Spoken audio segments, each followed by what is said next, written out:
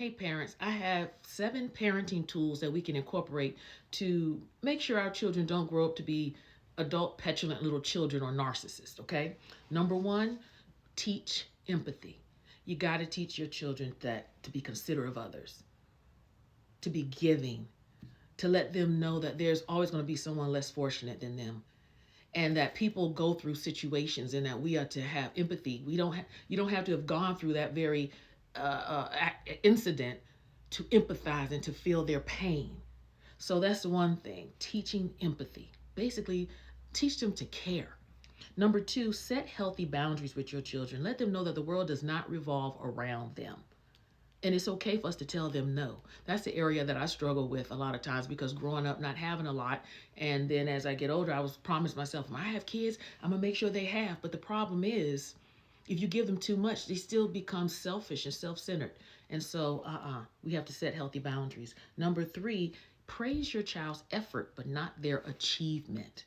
See, we don't want our children to become pleasers, or we don't want them to think that getting an A is what's most important.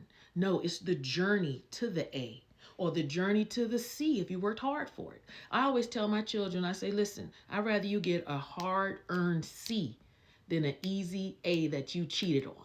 Work hard and enjoy the journey. It's not, so we're not going to praise their achievement. Not saying that you don't acknowledge it, but don't make it as big as the effort. Hey, like I tell my children, what if I don't say I'm proud of you. I'll say it sometimes, but then I say, you should be proud of yourself, aren't you? Are you proud of yourself?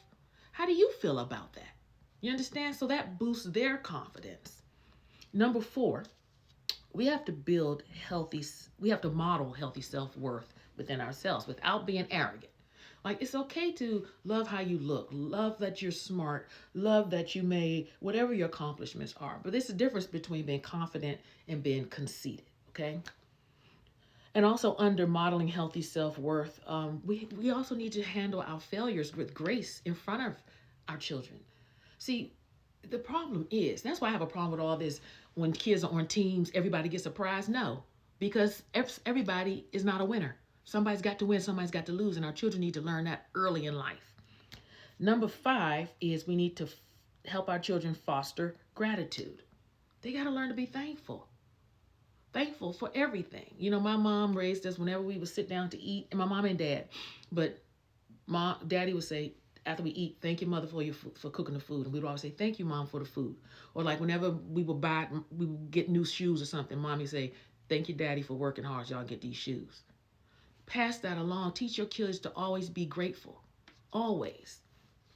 Number 6 is limit excessive special treatment. Some of y'all just do too much. Your children, you're just doing too much. And I get it. I know where it may be coming from. You may have suffered from low self-esteem, or your kids, you may be divorced and you feel like you have to overcompensate because of the divorce and all this. And hey, I get it. But at the end of the day, you still don't want to raise a child where all they're focusing on is themselves, and they're not able to feel what others feel. You want to raise your children to be, this is separate, I'm just talking. If your goal is to raise your children to be leaders, a good leader is one who also knows how to follow. A good leader is compassionate and empathetic. A good leader realizes that he or she is not the only person in the room, and that there are others around them. A good leader, once you leave their presence, they should feel better for having been in your presence. Just a takeaway for you. All right, and number 7, teach conflict resolution. This is an area that is our black children, we have to teach them. That is why I'm totally against corporal punishment or spanking. I really am, and I'm sorry. Yes, there are some instances where you may need to swat that butt, but if you are just turning to beating your kid instead of talking it out and teaching them to learn how to express themselves with their words and to learn to come to a resolution, they will always act out like a little petulant child having a tantrum when people in the world tell them no, or if people disagree with them, they will have a tantrum. Now, you all may be asking, what brought this teaching on, Angela? Well, I've been looking at the president. I've been looking at Donald Trump. He has no empathy. He clearly does not understand that the world does not revolve around him. He definitely doesn't know how to foster gratitude, and he's a bully. And we don't want to raise our children to be that way.